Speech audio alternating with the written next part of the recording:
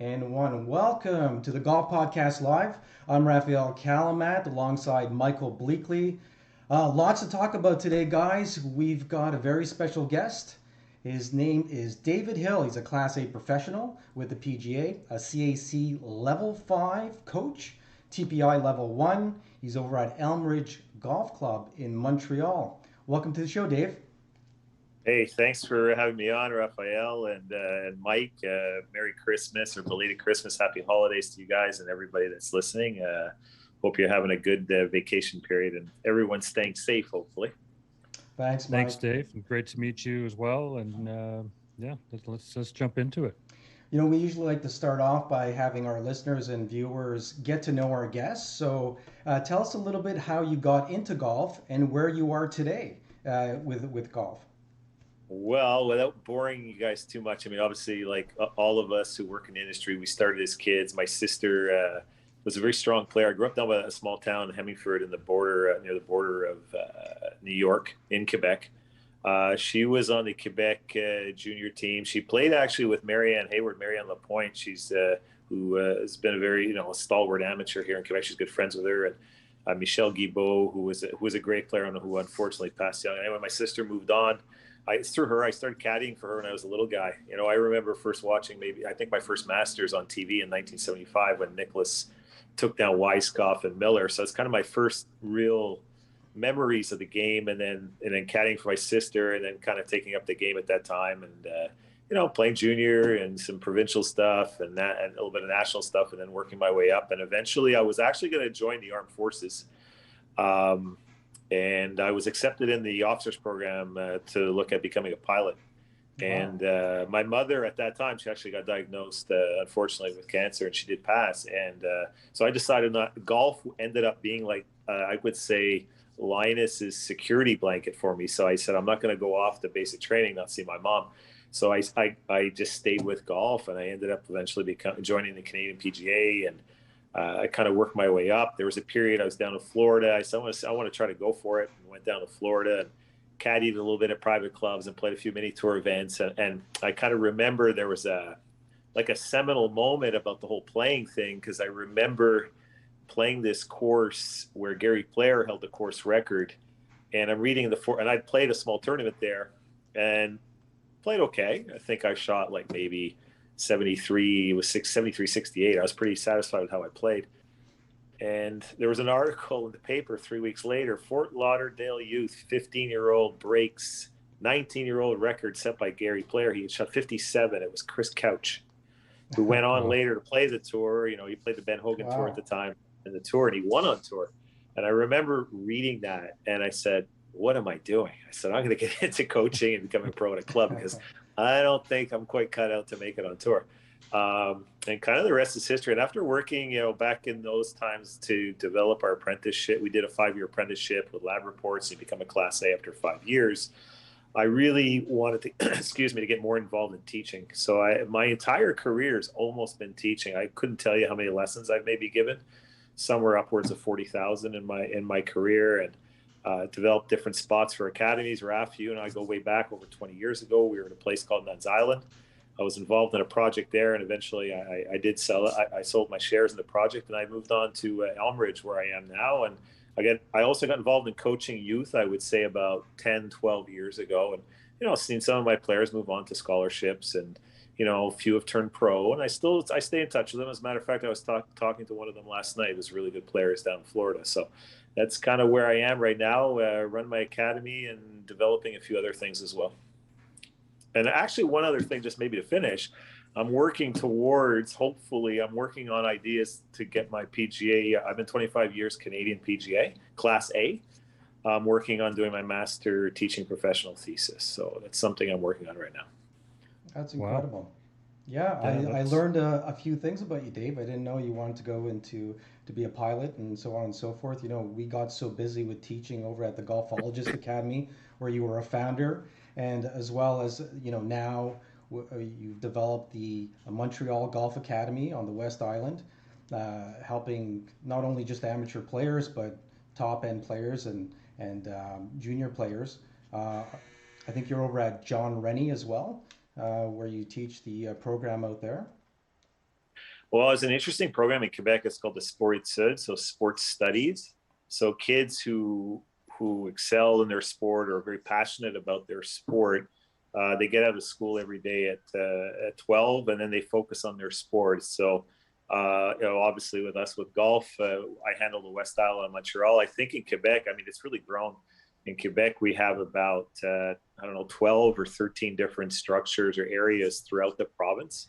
And I think we've seen coaching here and across the country, through these types of programs. They're really bearing fruit because besides, as we're seeing getting players out there in the States and even really strong Canadian university programs, I think what's really interesting, we're seeing them on the international, scene, from obviously with, Brooke went through this, Brooke Henderson with the national team, the development squad, Mackenzie Hughes and Corey Connors. And we have a lot of Quebecers, both female and male, who've actually made the development squad and the amateur squad, and some of them are getting onto the young professional squad. So I think we're starting to see these programs that have kind of started maybe in their grassroots about 20 years ago, but have taken a stronghold, I'd say, in the last 10 years.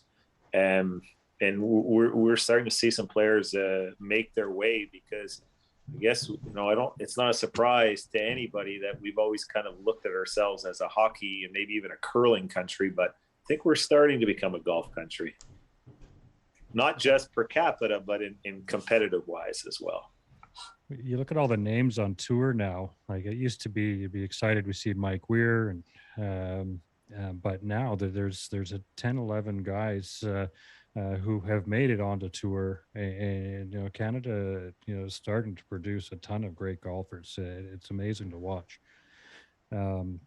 I was wondering, because I can tell you've coached a lot of people, and do you find there's obviously a small percentage of your students are probably going to get large gains in golf. A lot of people just show up hoping to get better but don't put the work in. But do you find that there's a certain type or trait that people have that are more coachable than others, and can you sense that when you're working with someone that they have the more ability to excel in the game? That's a interesting question on it. Honestly, I never really looked at it that way because I think I've always looked at it as myself as a coach. Am I able to adapt to the player? Mm-hmm. But it is true that the number one criteria is their passion for the game, and you could say that's the one thing they'll all have in common: a very, very strong passion. And in terms of which helps them to become coachable. But they're open to change. They're open to listening. And because they know in order to reach their goals and their objectives, they're very, very open to change. And that would be the other thing, is that they're very focused on their goals and objectives. You can tell right away, like the ones that are kind of going to have a chance to make it, they're focused in that manner.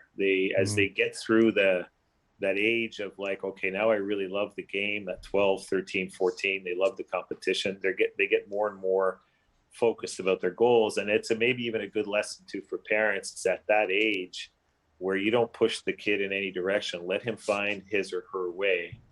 And then we start to look a little more towards setting those goals, specialization, if you will, because golf is a late specialization sport. So you really got to feel out the kids, let them enjoy themselves, let them have fun.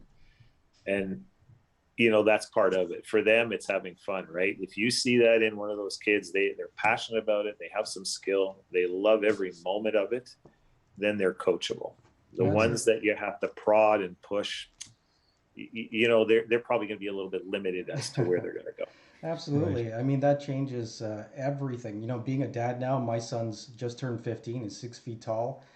Played with him all summer long. He's a great player. But when he was younger, he was 7, 8 years old. I was one of those helicopter dads who just hung over my son and wanted him to do everything that I didn't have a chance to do. Big mistake. But he came back to the game. He came back to me wanting to play, and now we're playing all the time. But, circling back to what you said, all the players like Connor, Delant, Glickich, Hughes, Taylor, Svensson, Who else is out there? Pendrith and Sloan. That's just a Brooke, handful, almost Brooke, 10, Brooke. right?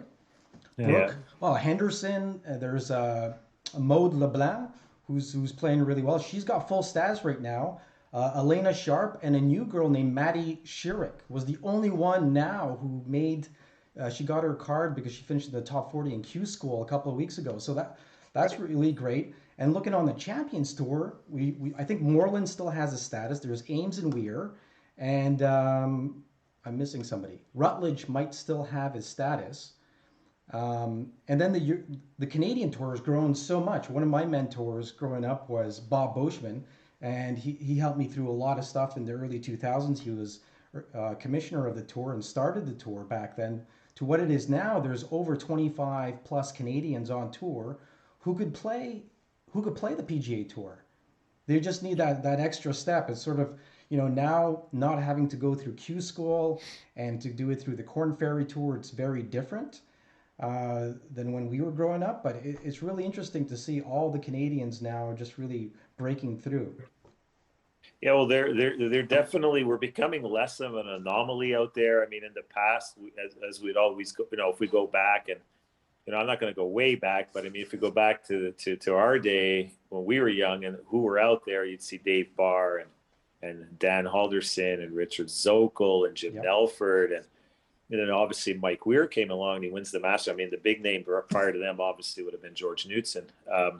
But we were often anomalies out there, and it's just like a really, really skilled player who worked hard, loved the game. I mean, I have a friend who's an assistant pro over at Beaconsfield, a very well-known club here in Montreal, and a very historic club. But he grew up in Smith Falls with Brooke. He's a little bit older. He's played a lot of golf with Brooke, and he'd tell me she'd spent the whole day there just with her sister and her dad, and just loved it and playing all the time. And I'll tell a quick anecdote real quickly about that. We're talking about coaching kids. Well, his name's Patrick Muldoon. So Pat, if you're listening to this, shout out to you. He's a great teacher, good player, funny guy, great guy.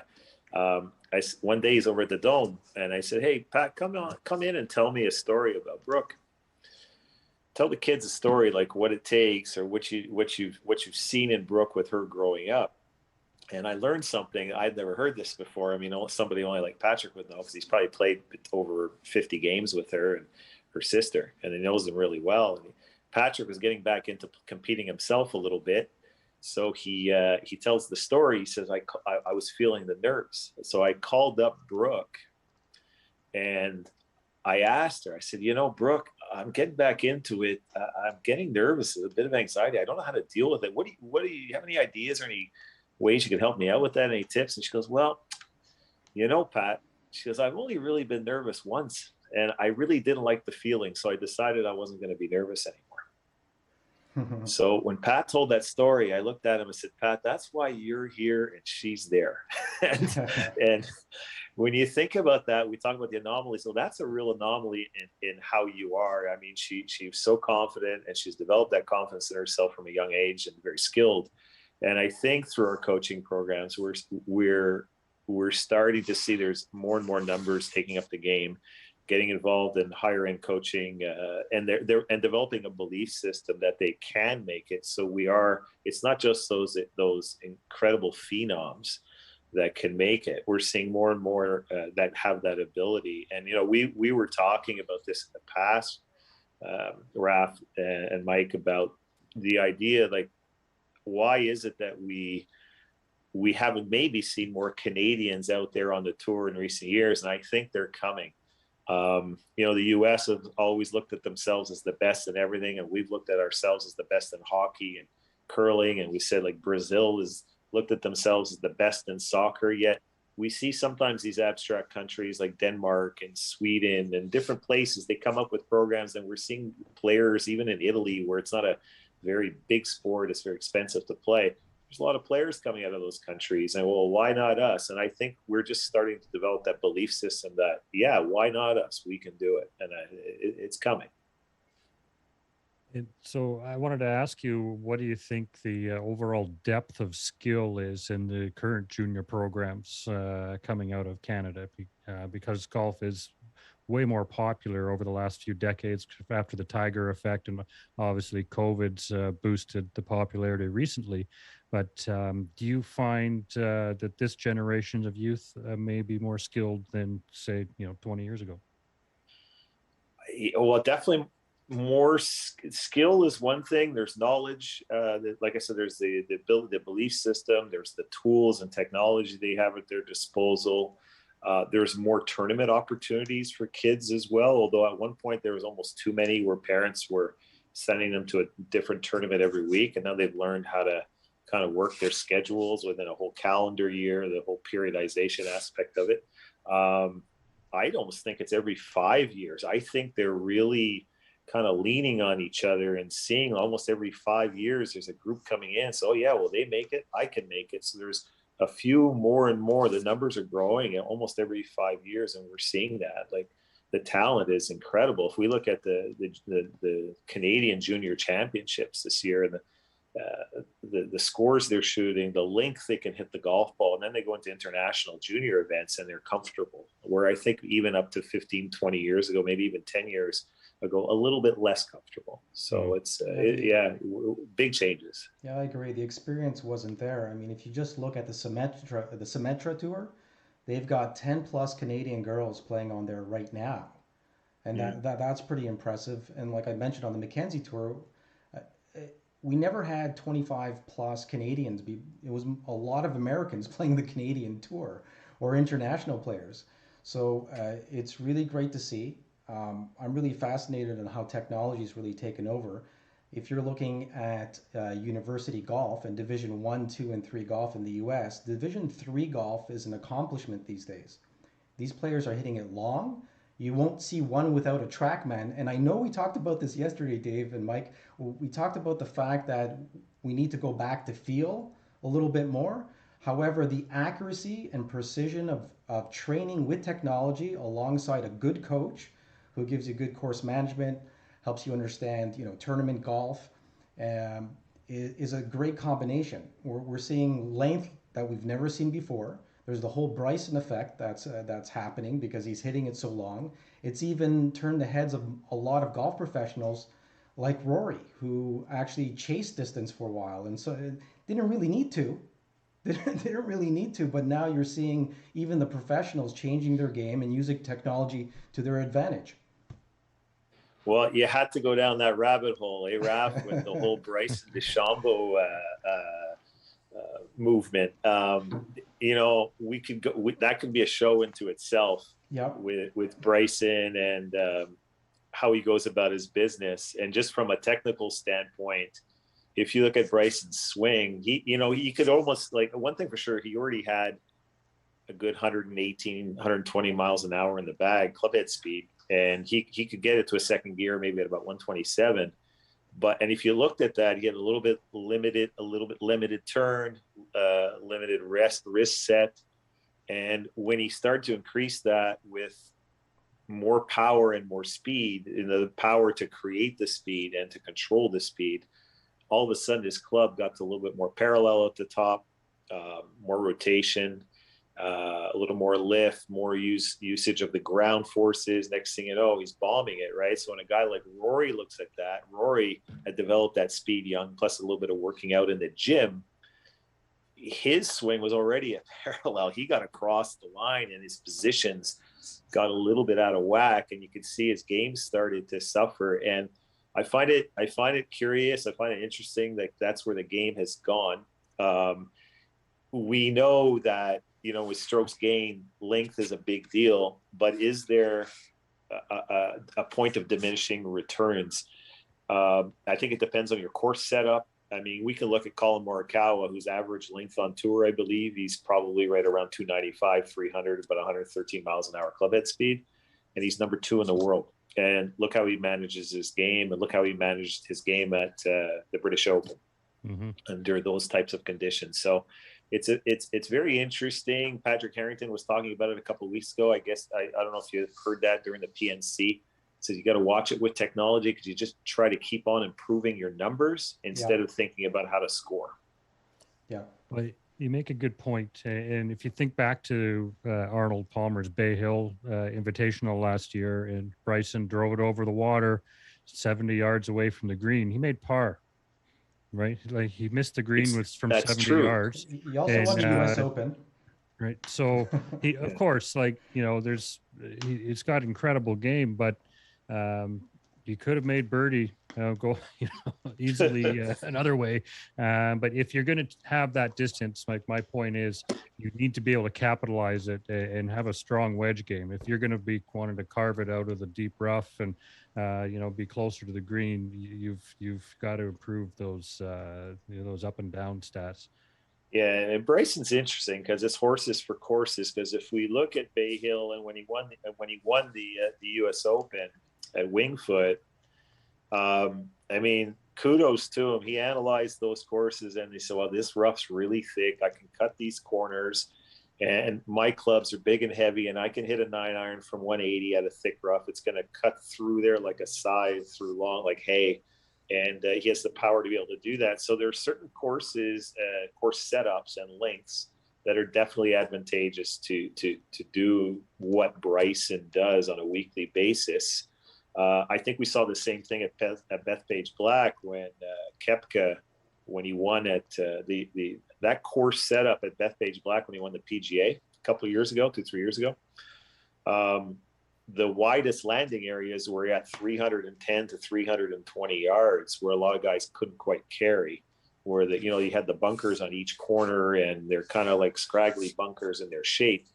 And I remember Ian Poulter putting up on his story. He goes, "Look at this." He says, "I can't carry that," and he had to carry another part of the bunker to the narrowest part of the fairway at about 275, 280.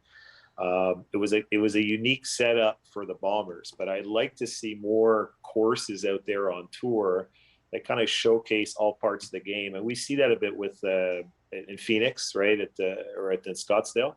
Mm-hmm. We see it at TPC, obviously in Florida. We see it at Colonial. So these courses, they force you to move the ball both ways, use every club in the bag. I think that would be good for the PGA Tour to kind of bring more of that. We see it as well at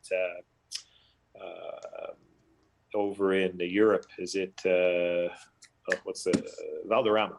Oh, yeah. Well, the Valderrama is getting a little crazy with the trees growing in, but there's a lot of great courses and great tournament setups where they're only out there at about 7,100 yards, and really it brings every aspect of a pro's game into play. And I'd like to see the game go that way more. And I think Morikawa is proof positive that, especially for the young competitive players coming up, work on all aspects of your game, get unbelievable at your game. How many times did we see Tiger do it during his career? He leave the driver in the bag. He did it in the Open in 2006. But he had he certainly had the length, though. Looking at Jack Nicklaus, looking at John Daly or Tiger Woods, it certainly helped.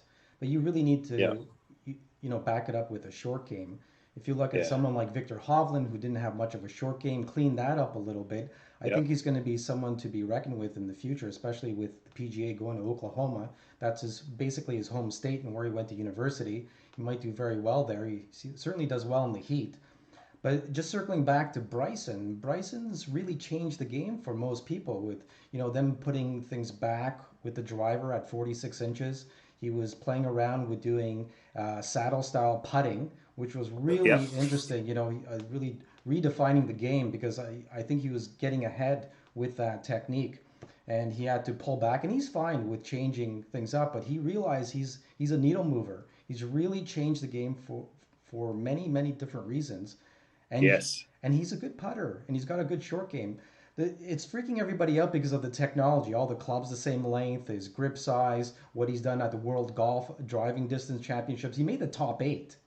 I never thought he would even make the top 16, to tell you the truth. And he blew everybody away. Berkshire is a good friend of his. They work on distance. And it just changes the dynamic of how people are playing, because you see PGA Tour players letting it rip now. Even JT during the PNC, he's totally lifting his left heel, getting up to the top. He stays at parallel, but it comes down and through it, and he's jumping out of his shoes. Now, how many guys are doing that? There's lots of guys doing that, right? Oh, it's definitely changing the game, and it's there's no doubt you can't dispel length. I mean, if you don't have length, you're not going to make it out there. It's and I talked about diminishing returns.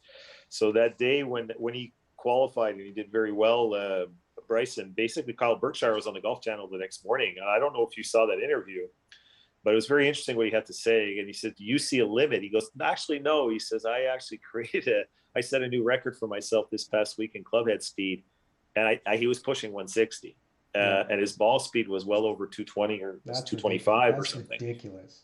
But they asked him, "Is there a point of diminishing returns?" And he says, "Well, yeah." He says at 140 miles an hour clubhead speed and 200 miles an hour ball speed, that's my playing speed. If I go over that, I can't play as well. And I think he is trying to play. But he says, we found out something else. He says, with the ballistic cameras, they can see obviously the ball and how it comes off the club face, is that once it gets over 180 miles an hour of ball speed, which we know a lot of guys on tour get, when the ball, it squishes, right? It compresses. And when it comes back into round, the speed slows down immediately. So they're looking at how to counteract that. So it's like they're really learning a lot. I mean, Berkshire is really on top of this. So at what point are there diminishing returns? And at what point is the USGA going to step in? The powers that be, should they step in? I mean, this is another topic, right? The bifurcation of the golf ball. I liked what Poulter had to say. He said we should maximize the length of a driver, and we should minimize the amount of loft. So if we say you can't go below 7.5 degrees of loft, that changes the complete dynamic for a guy like Bryson. But then others are going to say, but why would you do that? Because if he's put in the hard work, doesn't he deserve to be able to hit the ball that long? So there's so many arguments on each side of the coin. So it is, and that's where I think your comments about the course design and forcing players to be able to hit multiple ball flights and use the architecture of the course to control them, so they can't just bomb it. They've got to think about, they've got to plot a golf course like Morikawa type of game. And have all the full bag, the short game, your tee game, and being able to get the ball into the hole once you're on the green. So, but it's at the same time, it's interesting to watch because everyone said that you can't get, too muscular. It's going to affect your golf game. And here's Bryson just sort of raising the bar a little bit, and it's going to be a big discussion for a while. Well, it is. Go ahead. Go ahead. Go ahead. I was just going to talk about this. Dave, we talked about this 20 years ago. We talked about standardizing the golf ball. I've been having this conversation, but there's too many ball companies in play that have a stake in the game. Because if you standardize the golf ball, the long players are always going to hit it long, right? If you go into any sport, whether it's tennis, hockey, any type of sport where you're using something to propel a puck forward or a ball of any sort, it's standardized right across the board. I'd love to see the R&A be the first governing body to standardize a golf ball for one tournament, and see where that would take everyone. Well, that's an interesting point. Try it for one tournament, or try it for a series of tournaments, maybe like 2 per year on the European Tour, 2 per year on the PGA Tour, and maybe do it also on a type of golf course like maybe the Players Championship, where, much like what Mike was mentioning or what I was mentioning as well, is that it's a type of course that requires all kinds of shot making. When you look at TPC, the Players Championship, it's a plethora of players, or an ilk of players that win. I mean, you can go back to way back from Greg Norman as a bomber back in his day, to Fred Funk, to Freddie Couples. There's all kinds of different types of players that win at that golf course. So if you put the same ball in their hands, it would be very interesting to see how that would play out. That's a very good point, actually, to do it maybe a couple tournaments a year and really think about which courses you're going to do it on.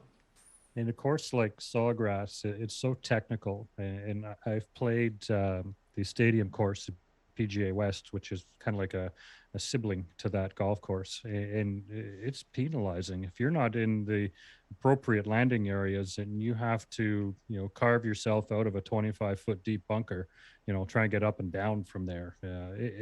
These courses will kick your ass. So it puts a priority on accuracy. So if these guys do want to go for it, they need to be magicians to escape the trouble. Yeah, well, Mike, I know you've played a lot of competitive golf, like the BC Amateurs, and you have a pretty strong playing background. I want to ask you, I've played there as well. Did you end up in that deep bunker, or did you just go down to try it? Because I went down to try it. I've been in it twice. I played the course probably about 10, 11 times because on the West Coast here, Palm Desert's a 2-hour flight. So it's our go-to escape in the winter. And the first time I played, I got into it and I got out and won. And about maybe 6 or 7 rounds later, I got down there and I've got out both times. Sorry, guys, we're just gonna put a light, change the color. Sorry. It's like you just went to Amsterdam. Yeah, I got these fancy lights here. I got to fix the color on it. Hold on. You're all there we go. Now. It's coming. It's coming. There we go. There it is. Better? Oh, there we go. Yeah, awesome. There you go. Okay. Hey guys, we'll take this opportunity to maybe switch gears just a little bit and talk about our top 10 list year in review. Talk about things that really stood out in the 2021 season. I'll start off by talking about somebody who defied logic and still has the distance. His name is Phil Mickelson. Wins the PGA Championship at 50, a few days shy of his 51st birthday. I don't think he'd be able, he's a magician around the greens, everyone knows that. But he was able to, he has some serious length. He still has it. Goes out on the Champions Tour, wins 3 times. Pretty amazing. I think he deserves to be on the top 10. So would you say top 10, or is our top 10 today, Raf, are these like the most memorable moments of the year? Or are they just... Defining golf moments. They could be anything in the world or realm of golf that made the headlines. Okay. Am I next or is Mike next? Yeah, go for it, Dave. Number 9. I think obviously right after the Genesis, Tiger having his accident, it kind of threw the entire golf world and sporting world into shock, not knowing what was going to happen. Obviously, if he was even going to survive, let alone like walk or play again. The one little caveat I would say, I remember, as we all remember when it happened, and when reports came out after a month or two, what his injuries were, which was his lower right leg, which was quite severe. As we found out in his recent interviews, he had almost lost the leg. But when I heard he was going to be okay, I remember seeing an orthopedic surgeon on TV saying, I think his back's going to be still the number one issue moving forward. He goes, it's below the knee. And when I heard it was his trail leg, his right leg, first thing in my head, it says he's going to be playing with his kid in December. Really? Which I think, Mike, maybe you could take it to that defining moment if you like, because I certainly think when I heard that, I said, he'll be back. He's not going to disappoint his kid. Yeah, we talked about that a couple of weeks ago, that he didn't announce the PNC, but you saw the video online with the 3-second clip of his swing, and you just had a sense that he was going to do this for Charlie. And it was amazing that he did, because that I watched the whole day Sunday, didn't miss 1 minute of the broadcasts. It was great golf to watch. Yeah, just talking about his swing in general, him not being able to really push off that leg and turn a little bit more with the fusion he's had in his back. It's going to be interesting to see how he comes back and if he gets the endurance that he needs to walk 4 rounds, because it's not just walking 4 rounds. It's prepping for the tournament. It's playing practice rounds. It's hitting golf balls. It's going to be tough. I don't know if he'll be back for the Masters, but I'm going to say he's going to play the next 4 majors because he's Tiger Woods, and he'll play the PNC at the end of the year, 5 tournaments. But we'll see how he does. We'll see. We'll see with the Masters with all the hills. Definitely, I think he's going to be at the Open in at St. Andrews for sure. He's not going to miss the Old Course. I think he was playing it down a little bit in terms of his length off the tee. He was talking about that at Albany, the Hero Challenge. Well, I'm only hitting at 280 or so. I think he's holding his cards a little close to his chest. He kind of knows what he has in the bag. Yeah, he's always been a little bit filtered with his injuries in the past. So I have a feeling that's the case as well. He doesn't want to let everyone know where he's at, and we'd all love to see him at the Masters. That would be an epic story. So I just want to see him there with the ability to put his best game forward. I would hate to see him have to withdraw from it. So are we back to you, Raf, with number 4? I think we're back to number 8. Mike, are you up? Did you give yours? Yeah, I didn't even pick one. We just got going on Tiger. It's into the rabbit hole. But I'll go with Hideki Matsuyama winning the Masters, the classic bow from his caddy. I think that was big for Japanese golf, and as well one of the best video clips of the year. Yeah, what he's done for Japanese golf is what Mike Weir did for Canadian golf, I think. The Japanese press follow him like no one else. He's sort of like a rock star, and people don't realize that out west in the US and Canada, how big he actually is in Japan, and what an influence he has on the growth of the game. Per capita, Canada used to have the most golf courses than any other country in the world, and now Japan supersedes that. And that just goes to show the growth of the game and how much the Japanese people love the game. So it's great to see him win. Any last comments on Hideki? No, I didn't know that Japan, sorry, Mike, I didn't know that Japan was number 1 now in the world per capita. And I do think that Hideki, it's probably tenfold the attention of what Mike Weir was doing for Canada. They're relentless, the press. And now with the Olympics and everything else, we don't do the same justice the Japanese press do for their athletes and superstars. Right. For sure. Definitely not. On the smaller side, I'm going to go, what are we at, number 7 right now? I think we need to talk about Lpga Golf. It's changed tremendously. It's getting a lot more coverage. And then we see someone like Nelly Korda winning the gold medal, having 4 wins this year, as well as, coming from a family of athletes, with her father being an international winner, winning the Australian Open, her mother being a top 20 tennis pro, her brother playing not WTA, but ATP events, and her sister, obviously, too, is a great player. So that whole family and the emergence of Nelly at her age, people don't realize she's 23 years old, right? And everything that she's done so far, pretty great for her. So kudos to her.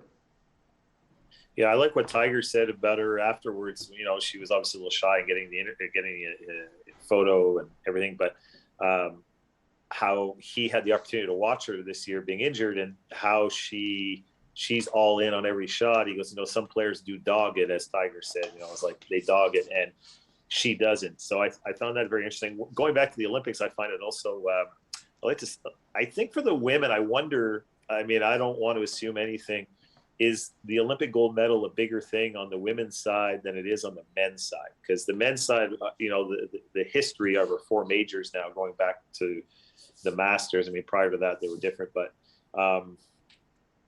it almost seems to me like the gold medal is not quite as big for the men as it is for the women. And I'd also, for in terms of the Olympics, I would love to see a mixed event, almost like a Ryder Cup type event, which would give even more attention to the women's game. Right. I think it would be great to see, and I think it's maybe the perfect forum, if you will, or arena to showcase that. That's a good point, Dave, because I thought the Olympic format was a little lackluster. It's just the same format we see in general, except there's only 3 winners. So, and a team event, Ryder Cup format, it just gives more chance for people to get invested emotionally into the game, and especially these players. So I think that's a very unique format that could work really well. So maybe you need to get on the Olympic Committee and make this happen. I've voiced that before a little bit here and there, but it's like I guess I need to come on your podcast to get the word out a little bit. There we go. All right. Who's next here? Okay. I think we got one or two more spots left. I think we've done 7. I would say for me, something memorable, both maybe good and a little bad, would be the Ryder Cup. I think the fact that we've seen the resurgence of the Americans now and their dominance, I think we're going to see this for the next few at least 2 or 3 Ryder Cups with all the young players and how strong they are. And they really did. And not to diminish anything that Europe is capable of, and they have some great players, as you talked about before with Hovland, and of course Rory sometimes gets a little funk, but he's still there, and amongst others. But I mean, the Americans were just so impressive to watch. The hometown crowd, of course, had some pull that way, but that's the one thing I find that was a little off-putting for me. And there's a bit of irony for me with that. The fact that you have the nicest guy in the world as the captain in his home state, Steve Stricker, playing in Wisconsin on one of the most spectacular courses. I found the crowd a little too boorish, if you will. We all know it goes back quite a ways where it kind of got resurrected again in the 80s. And then, of course, the war on the shore at Q Island in 91. And there was they kind of went at each other a little bit, Seve and Paul Azinger at that time. But I found this got a little out of hand because a lot of the European players are going to be competing the next week on the PGA Tour. They all live in the States. Sergio Garcia is married to Angela. I think she played even at Texas.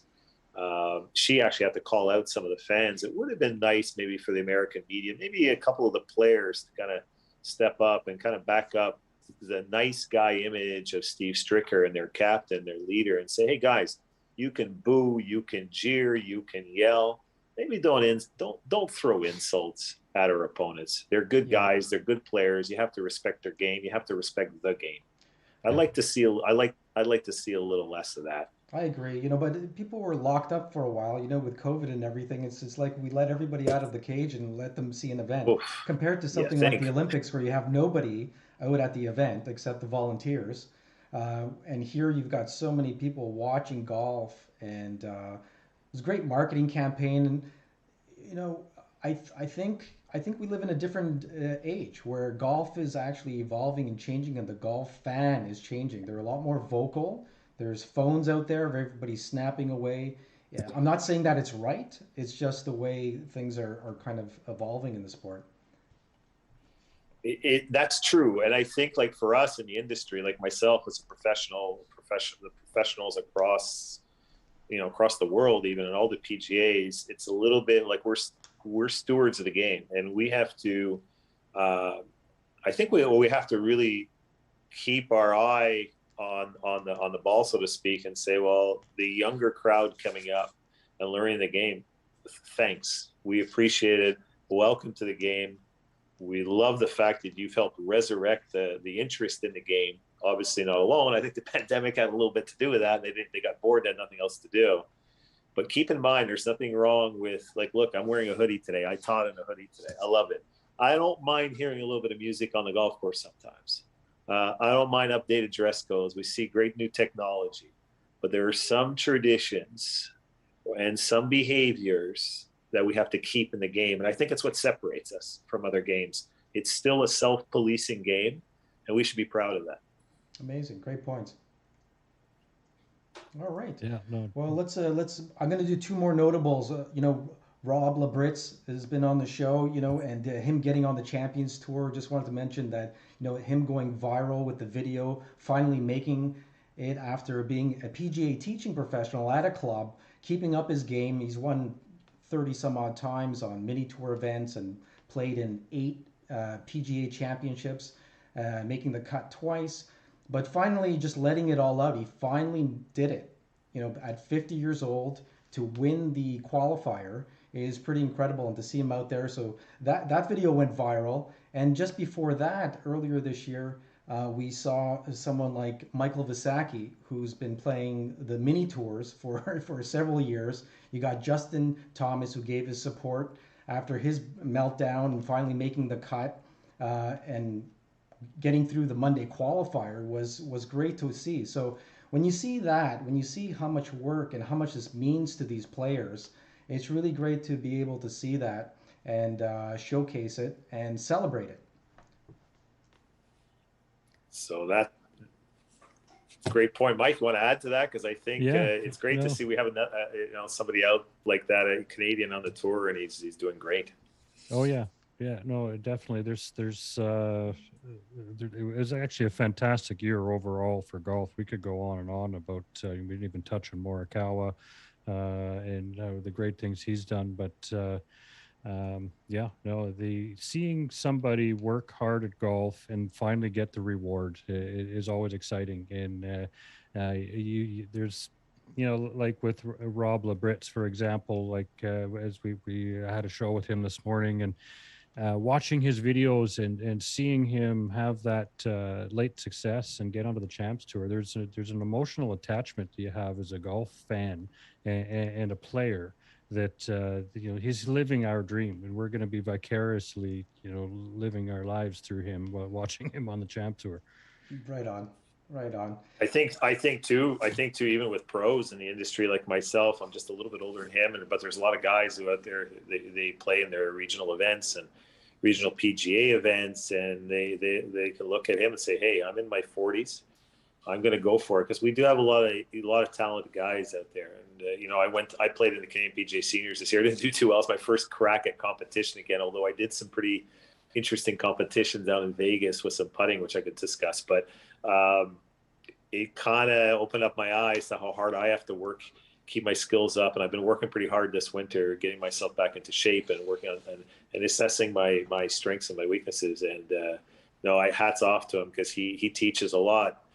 I watch a little bit too of the videos, and I watched some of your podcasts with him, and it was that's hats off to this guy. Not easy to do, to balance all of that and still really have a top, like a world-class level game. It's quite something.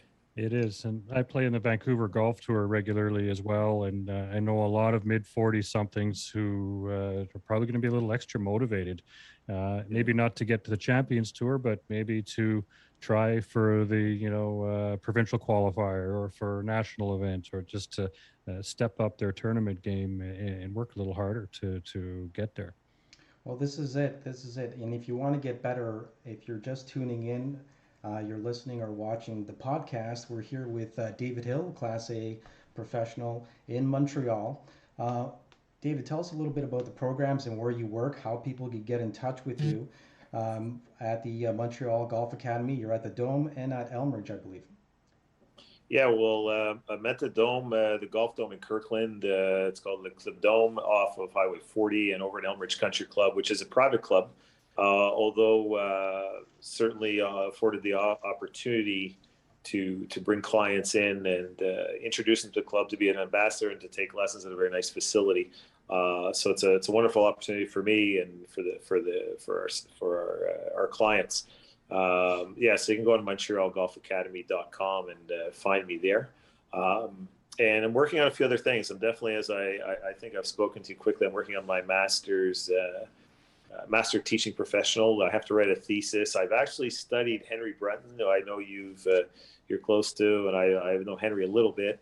I think he did a wonderful job with this thesis, and it's a process getting it done and working on it and getting the research behind it. And I'm actually doing mine on putting, believe it or not. Putting's it's a whole other dynamic. I'm not so sure. I know some of the people who were close to me, they know what I've competed in. There was something called the Major Series of Putting. I don't know if you've ever heard of it, Raf, but I have heard of it. Yeah, that's pretty neat.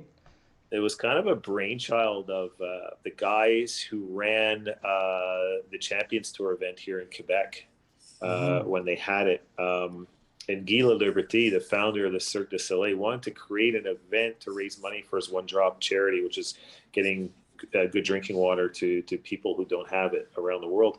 And he's kind of a big poker player. So they wanted to devise something along those lines. So they created this putting competition where it was buy-in competitions with the finale held in Vegas. And they built a $5 million, I think it was like $5 million stadium. You can still find it online. And to get in, these were like $1,000 buy-in events, $5,000 buy-in events. And they had created a type of an indoor putting lab here in Montreal, and then we developed a league, and you could qualify through there or through regional events, both Quebec and Ontario. And I got into all of them the first year, except the big one, the $5,000 buy-in. Now Brad Faxon was ambassador. He competed amongst other guys on the tour and Corn Ferry tour. Very cool. And I went over to Angus Glen in your neck of the woods in Toronto. And I met a lot of great guys, and a lot of good guys in Canadian PGA, like Gord Burns, Billy Walsh. I know David Moreland was there, and Gligic was there. And I ended up winning the Ontario thing. The one thing I'll say about putting, I don't care who you are as a golfer, anybody can become a great putter. It's a big part of the game. You know, we always tell this to our amateurs. You know, it's over 30% of your game. Exactly. You know. So we get to Vegas, and I ended up ultimately I finished 9th overall throughout the entire competitions and playing against some of the top players. And I met a few good guys like Kurt Kitayama, who went on to the European Tour. These are guys that played at UNLV, and Taylor Montgomery, unfortunately, just finished 26th this year on the Corn Ferry. He's probably the best putter I've ever seen, but he'll make it. He's such a great guy, good player. And so you really get exposed to what's out there. And the reason I did it, I just wanted to see it because I've had the yips for 20 years. And I know how to overcome them. But in the last 2 times I went, they kind of came back in again under the highest levels of pressure. But again, I've overcome them. But I wanted to see if I could compete again. Because if you can't putt, you can't compete playing the game. So that was kind of the test for me. And it was funny because the last year I was there, I was struggling. I had a little bit of a revelation or an epiphany, if you will, about putters. And I kind of understand the putting stroke. I think the yips has helped me a little bit with the putting stroke and understanding the dynamics of it. I was quite surprised when I developed the yips because I was always a very good putter growing up. And so basically, that's what I'm working on in my thesis. It's really about the acceleration, a profile of putters. There's 2 types. Really, there's 2 ways a putter can be swung. But I also think there's I'm not going to get into all the technicalities of it because I can't give away my trade secrets yet. I'm in the process of developing a putter. The hardest thing I'm having with that right now, the proper prototypes, is getting the right machinist, because with COVID, it's hard and everyone's pretty busy. So if anyone's listening and they're really a good machinist, they want to look at something. Well, Dave, we'll talk. I know some machinists over in Rod and some guys who developed some putters. I had a putter designed back in 2003. I still have the prototype at home. These guys are amazing. They're up in Rawdon, so yeah. Well, I've definitely shown what I did. I literally did have a revelation. I came home, I wrote it all out. It took me about 5 minutes. It was just like a light bulb on over my head. And I've shown it to guys, specialists in physics, and 2 engineers. I've had them sign NDAs, and they looked at it and they go, "How did you come up with this?" I go, "It's as easy, it's as clear as the nose on your face." Yeah. However, you know, when you look at engineers at the big companies, they're not going to do something like this for the Tiger Woodses of the world, and because they only want to deliver a product that Tiger Woods is going to use or whoever, and vice versa. They're engineers; they're not players. So I'm looking forward to it. And you know, we're talking today about like young players and coaching and getting and developing. And I think as we every step of the way, whatever you're doing in your life, and golf, as you know, Rafael and Mike, it's like golf's a bit of a risk to go into it. It's a passion. It's like you're not necessarily going to grow super rich becoming a golf pro, right? But you get into it because it's a true passion. And one of the things I think it's important to convey, I've read a really, really interesting quote from Benjamin Franklin, is that, you know, most people die from the neck up at the age of 25. They might die at 70 or 80, but they stop dreaming at 25. And I think it's a good lesson for everybody, is that every step of the way, you have to dream, you have to change your dreams, alter your dreams, never give up, work hard. And a profession in golf, as an example, a career in golf, in whichever avenue you go in, be it in you know, from teaching to management to playing to travel. It's a very, very fulfilling career. Yeah, it's Well, a sport that gives back a lot. and it's passion. It's hard to get wealthy off your passion, but golf will open up a lot of doors, and at least you'll enjoy the ride. And there is fortunes out there, but you know, if you can spend your time at a game that you love and find a way to make a life out of it, then the more the power to you. Because golf, it's an endless dream, really. You look at it where you can never master this game. It's there's always going to be some sort of a goal and target for you to accomplish within your golf game. It's a blessing to be hooked on this game. Even though I joke that sometimes it's ruined my life. it's, It's done both. but You know, my best it's experiences in life and my worst have been because of golf. And oh you yeah. know, I certainly learned a lot over the years. You know, I'm 47 now, Mike. You're 48. You know, we're going towards 50, and that's why these guys are such an inspiration. You know, turning it over at 50 and having another opportunity or chance to be part of the game on such a high level. And it's funny, you know, Dave, I think about a few things that happened in my life in golf and how we've crossed paths. Be it Hemmingford, when I used to cycle for a team out on the South Shore and got up to a provincial, national, then international level where I raced, you know, the equivalent of the Tour de France up in the BTB. And then, you know, but I was playing golf and at Hemmingford at the time because my parents had a summer cottage out there. And then with Royal Montreal, and then us, you know, me finding you through the PGA News Bulletin, looking for professionals. And I used to play as a kid, where I first started playing at Nuns Island on that 18-hole course that turned into nine. I was even playing while they were still bulldozing it in my, like, I was 12 or 13 years old.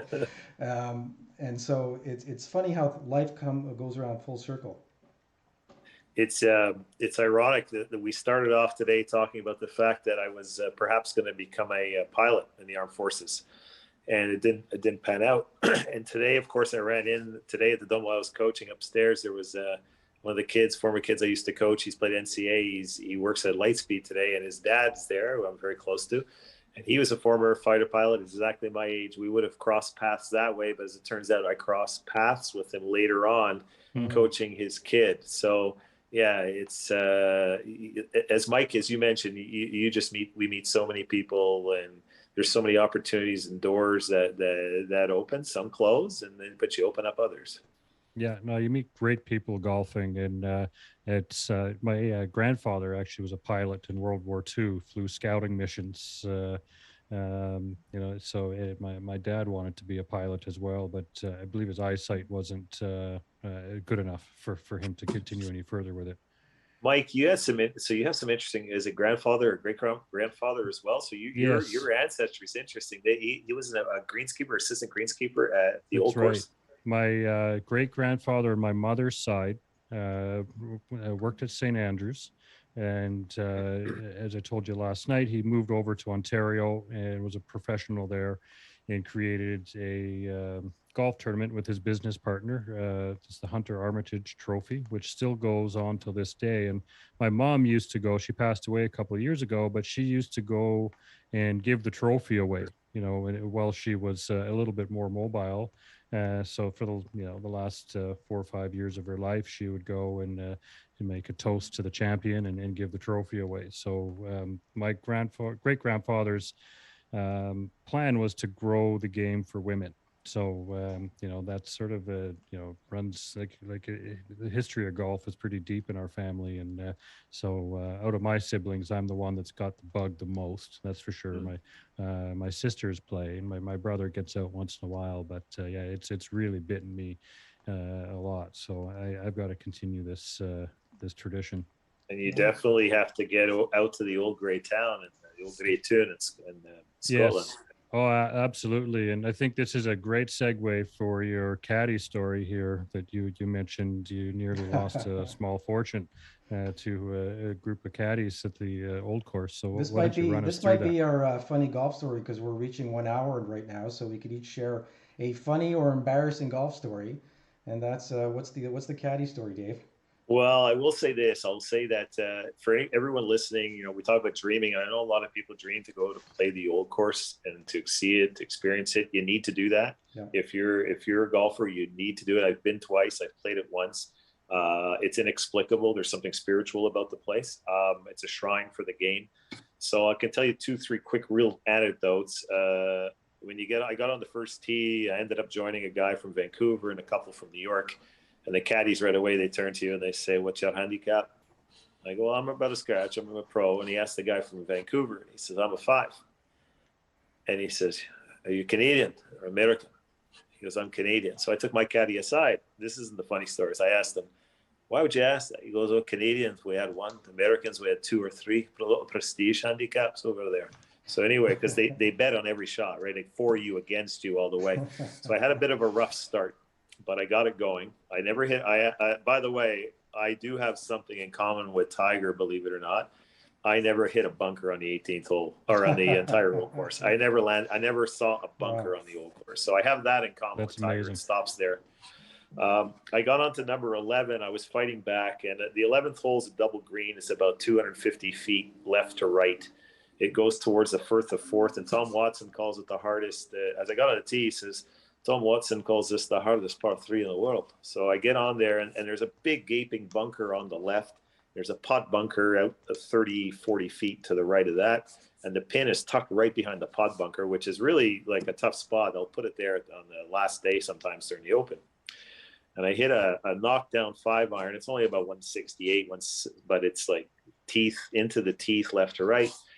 I take it right over that left bunker, and then all of a sudden the wind starts to bring it in, and it lands, and it's trickling right towards the flag. But of course, we can't see the bottom of the flag. So the young caddy, my caddy was a little bit younger. He didn't even take my bag. He sprinted for as fast as he could to the green, running as fast as he could. I go, "What's he doing?" The old caddy, the other guy, he says, "This is going to cost you tonight, lad." They thought it was in the hole. I mean, he said, "I hope you have insurance." So he's running. And all of a sudden, as he sees the bottom of the cup, he's like, "Oh." My ball went right around the back of the cup. It was a half an inch from going into the hole behind the cup. And it was the happiest I've ever been not to make a hole in one, because they would have drunk me poor. They would have gotten so drunk that evening. And when I finished the round, I had a 40-footer on the 18th hole. My caddy's holding the flag, and if I make it, I shoot even. He goes, "Don't leave it short, sir. You'll regret it the rest of your life." So I actually made the putt, and the old caddy did not shake my hand. He would not shake my hand. That he lost some money on that putt. And just so everyone knows the culture of Scotland, the guy from Vancouver was staying at the Rusacks Hotel right there on the 18th hole. Yeah. And he comes around. I'm walking around. He said, "Dave, let's go have a pint at my hotel, celebrate your round." So I'm walking off through the town with my bag on my shoulder. There was probably a gentleman. He was definitely over 90 years old.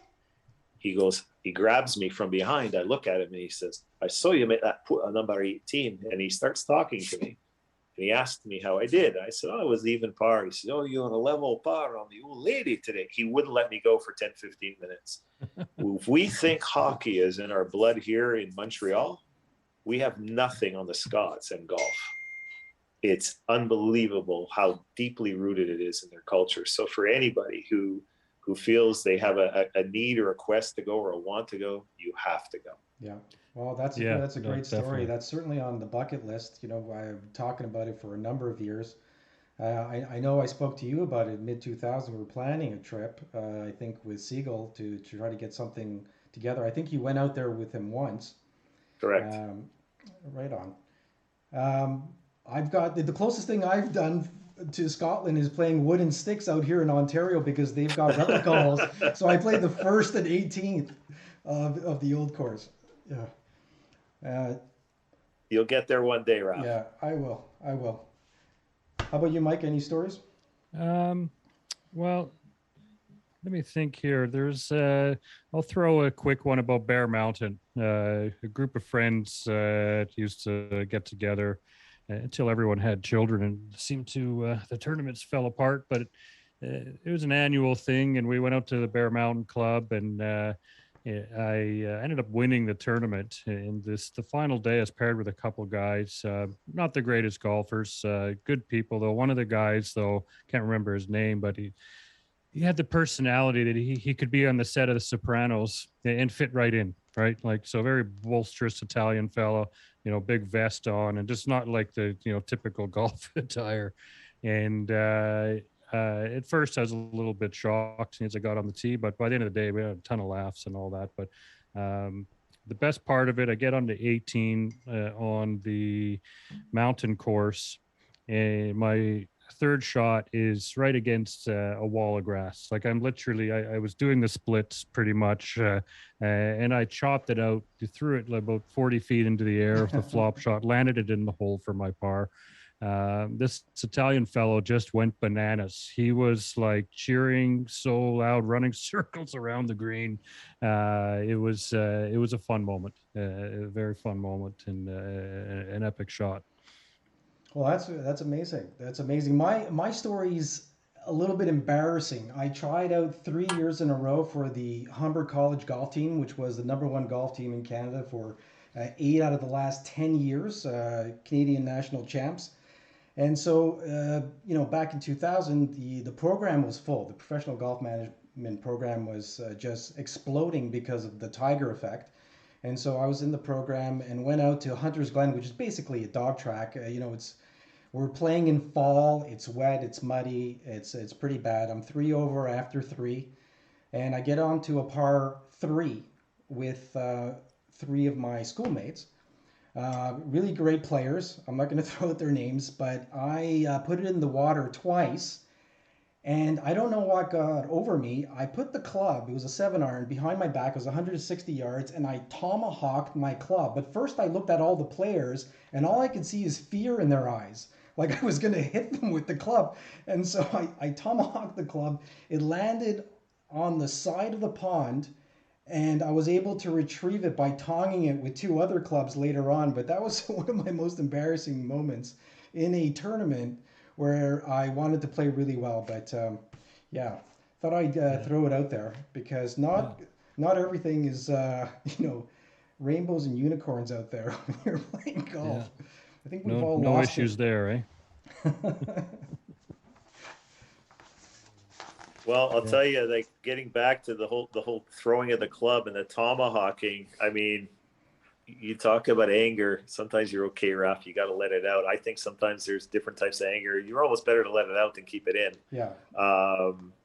And we're talking about the etiquette of the game, and I'll go back real quick just to finish up with Scotland. So when I did play there, you're in line. I goes, the starter runs the show. So finally, it's your turn to come. You have to have your handicap card, or I'm pro. You show your pro card or whatever. And a couple things. He says, "Well, what tees will you be playing from today?" So I said, "Well, I don't want to be presumptuous. I'll play on the tips on the second hole because there's a lot of people there, right?" "No, the tees you start on, or the tees you stay on." I said, "Oh, okay, that's how it was." But then I'm to join this twosome from New York, as I have stated. They had already had a prepaid tee time. He says, "Please go up and ask them if you may join them.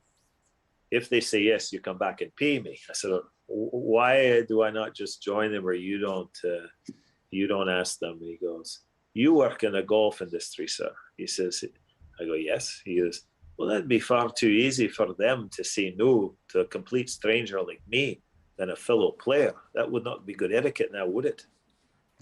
I said, you have a point. And I walked away from that experience, and I said, "Man, the Scots, this is experience. This is what it's all about. This is their culture. This is how things are done." And I think some of those ideas of the etiquette and the traditions of the game, we have to uphold them. As much as we want to modernize the game, and we need to, and we need to make the game fun for everybody and easier for everybody to some degree, because the equipment manufacturers are doing that. We know more about the game and the swing, but we have to uphold some of the traditions, and I think it's part of our legacy as golf professionals in the PGA throughout the world.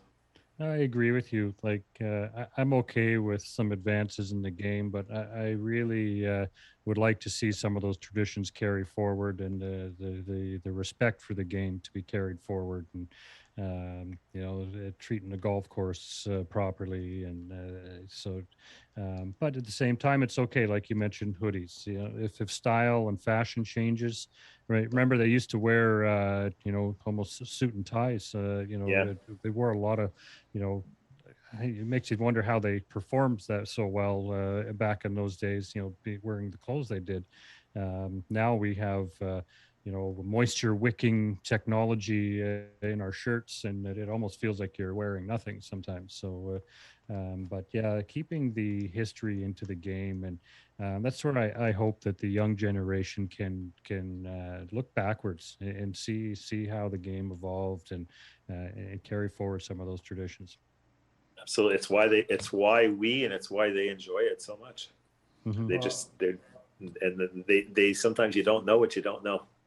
Well, absolutely. Well, some final thoughts for you, David. I just want to say thanks for you know, helping the game grow in this country, because I don't think enough people realize how much time and effort people like yourself put into the game. Not only to the players, because you give so much, right? You're giving so much of your knowledge and understanding of the game, and it helps grow the game. I don't know how many thousands of juniors I've taught over the years.